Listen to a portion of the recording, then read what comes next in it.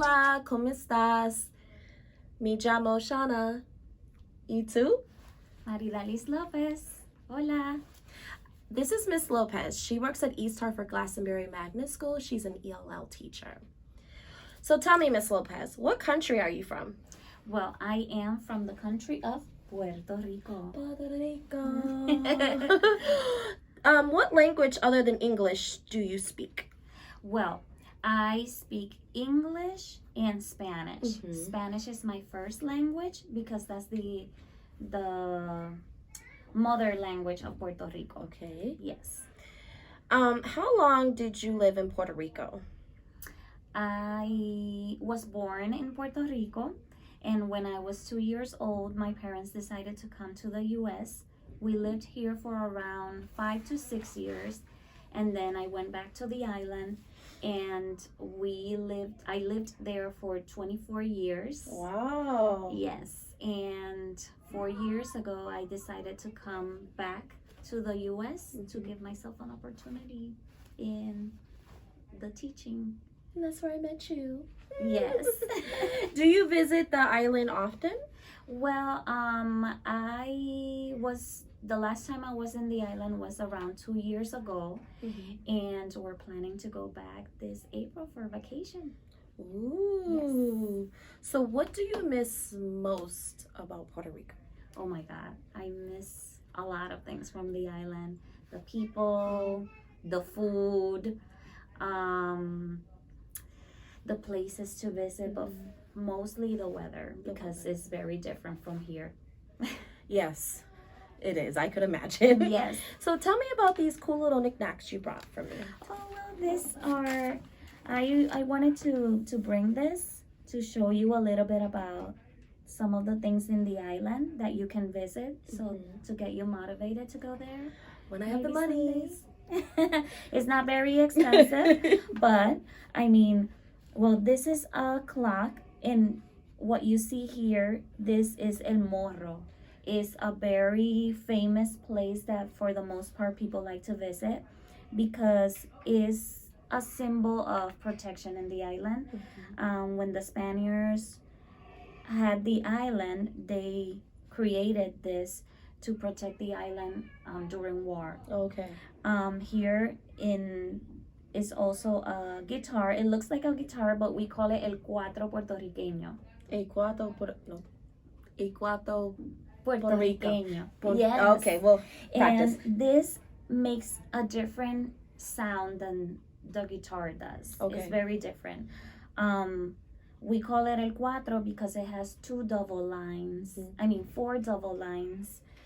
of chords. Okay. So instead of having the same amount of chords as a regular guitar, it has more.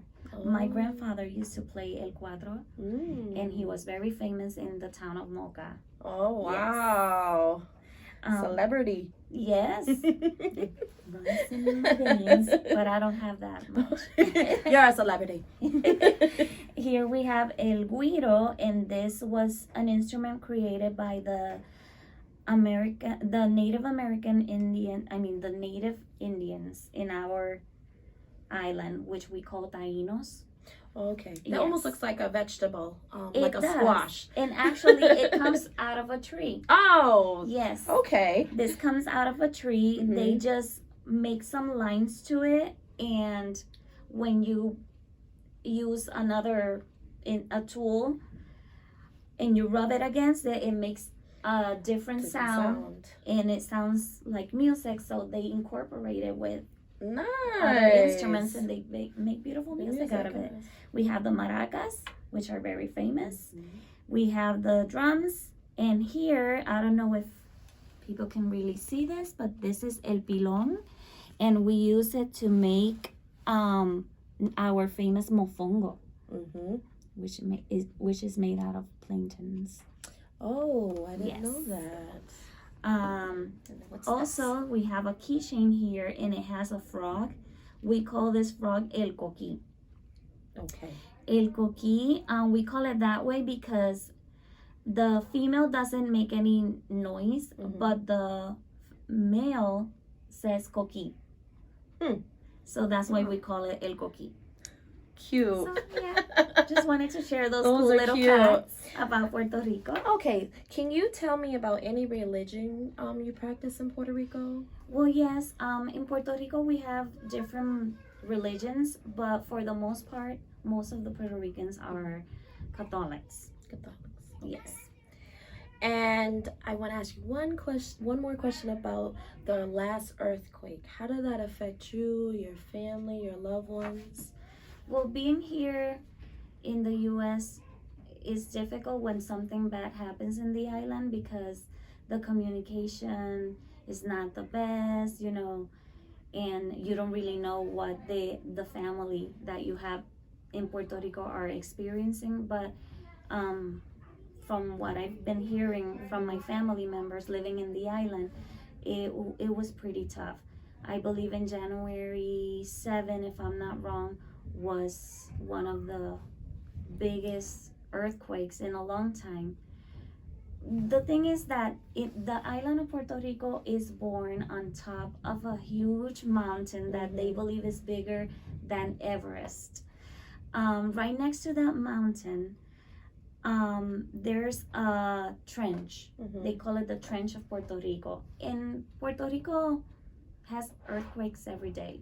Wow. It's just that the magnitude is not very strong. So you don't feel them. For the most part, people don't even realize that it's happening. But this one on January 6 or 7 was huge. And so we had never had that, since, I don't know, maybe more than 100 years. And seeing structures going down and all that stuff made people in the island very nervous. And so, well, they're still very nervous, to be honest, because after that, they have been feeling earthquakes. So at any time another earthquake can come. Yes, and the thing is that you can't predict that. You don't know when it's going to happen, if it's going to be a small one, if it's going to be a strong one. So they're really nervous right now. Yeah. Well, I want to say gracias for letting me interview you and giving me all the knowledge about Puerto Rico. I also need to say gracias to Sandy Schultz. You can't see her, but she's the other ELL teacher. She is actually videoing this for us. Thank you. Thank you.